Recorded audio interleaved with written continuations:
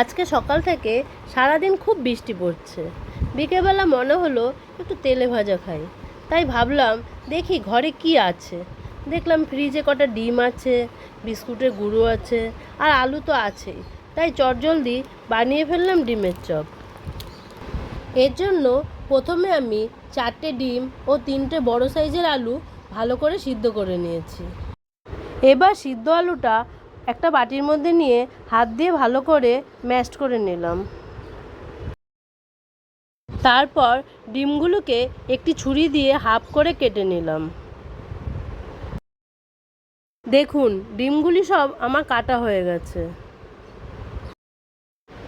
তারপর আলুর পুর বানানোর জন্য আমি প্রথমে গ্যাসের উপরে একটি কড়াই বসিয়ে নিলাম। কড়াইটা গরম হলে তার মধ্যে দিয়ে দেবো কিছুটা পরিমাণে সরষের তেল। সরষের তেলটা গরম হয়ে গেলে এর মধ্যে দিয়ে দেবো সামান্য পরিমাণে রসুন কুচি। রসুন কুচিটা দেওয়ার পর এর মধ্যে আমি দিয়ে দেবো আগে থেকে কেটে রাখা পেঁয়াজ কুচি। পেঁয়াজ ও রসুন কুচি দেওয়ার পর আমি একটু ভালো করে ভেজে নেব। তারপর ঝালের জন্য দিয়ে দেবো খানিকটা লঙ্কা কুচি, আর দিলাম আগে থেকে করে রাখা আদা ও লঙ্কার পেস্ট। এখন আমি এগুলি সব একসাথে মিশিয়ে নিয়ে খানিকক্ষণ ভাজা ভাজা করে নেব। খানিকটা ভাজা ভাজা হয়ে গেলে এরপরে আমি এর মধ্যে দিয়ে দেবো খানিকটা পরিমাণে নুন ও সামান্য হলুদ। এরপর আমি এর মধ্যে দিয়ে দেবো হাফ চামচ জিরের গুঁড়ো, সামান্য পরিমাণ গরম মশলা ও হাফ চামচ পরিমাণে ভাজা মশলা, যেটা আমার আগে থেকেই করা ছিল। সব কিছু দেওয়ার পর আমি খুব ভালো করে মিশিয়ে নিয়ে আর একটু কষিয়ে নেব মশলাগুলোকে, যতক্ষণ না আদা রসুনের কাঁচা গন্ধটা যায়। কাঁচা গন্ধটা থাকলে ভালো লাগে না। মশলাটা খুব ভালো করে ভাজা ভাজা হয়ে গেছে।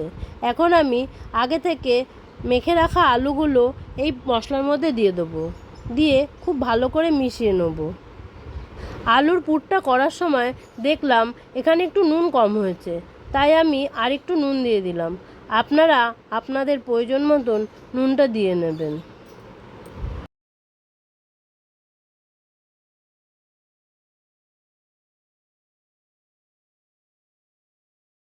এরপর আমি এর মধ্যে দিয়ে দিলাম খানিকটা ধনেপাতা কুচি। সব কিছু একসাথে ভালো করে এবার মিশিয়ে নেব। এই ধনেপাতা কুচিটা দিলে এই পুরটার আলাদাই স্বাদ হয়। এই আলুর পুরটা এখন আমার একদম রেডি হয়ে গেছে। এবার এই পুরটি একটি বাটির মধ্যে নামিয়ে নেব। তারপর 2 মিনিট ঠান্ডা করে নেব। এখন একটি থালার মধ্যে কিছুটা পরিমাণ বিস্কুটের গুঁড়ো ও সামান্য পরিমাণ বিট নুন দিয়ে ভালো করে মিশিয়ে নিলাম। আর নিলাম একটি বাটির মধ্যে কিছুটা পরিমাণে কর্নফ্লাওয়ার, তার মধ্যে দিয়ে দেবো সামান্য পরিমাণে বিট নুন। এবার অল্প অল্প জল দিয়ে এটি একটি গাঢ় ব্যাটার করে নেব। এরপর পরিমাণ মতন আলুর পুর নিয়ে নিলাম। হাতে নিয়ে আলুর পুরটাকে একটু চ্যাপ্টা করে নিলাম। তার মধ্যে দিয়ে দেবো আগে থেকে কেটে রাখা অর্ধেক ডিম, দিয়ে ডিমটাকে এরকম হাত দিয়ে চেপে চেপে পুরোটা কভার করে নেব। দেখুন আমি এইভাবে আস্তে আস্তে ডিমটাকে ভালো করে কভার করে নিলাম।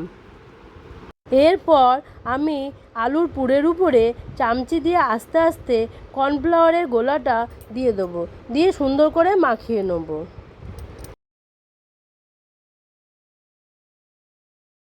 তারপর আমি এর মধ্যে বিস্কুটের গুঁড়োটা খুব ভালো করে মাখিয়ে নেব।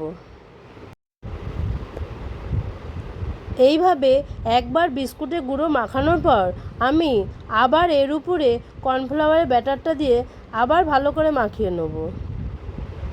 তারপর আবার বিস্কুটের গুঁড়ো দিয়ে কোটিং করব।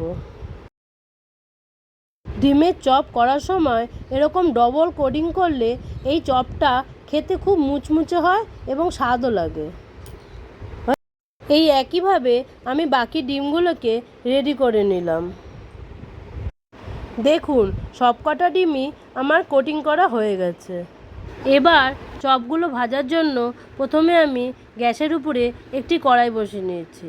কড়াইটা গরম হলে তার মধ্যে কিছুটা পরিমাণে আমি রিফাইন অয়েল দিয়ে দিলাম। রিফাইন তেলটা গরম হলে আমি একটি চপ তেলের মধ্যে দিয়ে ভালো করে ভেজে নেব। দেখুন এইভাবে ভাজতে হবে আস্তে আস্তে করে। ওই একইভাবে বাকি চপগুলোকেও আমি আস্তে আস্তে উল্টে পাল্টে ভেজে নেব। সবগুলি চপ এখন আমার ভালোভাবে ভাজা হয়ে গেছে। আমার এই রেসিপিটি আপনাদের কেমন লাগলো বাড়িতে একবার ট্রাই করে আমাকে কমেন্ট করে জানাবেন। আর এই রেসিপিটি যদি আপনাদের ভালো লেগে থাকে আমার চ্যানেলটিকে লাইক, শেয়ার ও সাবস্ক্রাইব করবেন। আমার এই ভিডিওটি প্রথম থেকে লাস্ট পর্যন্ত দেখার জন্য আপনাদের সকলকে ধন্যবাদ।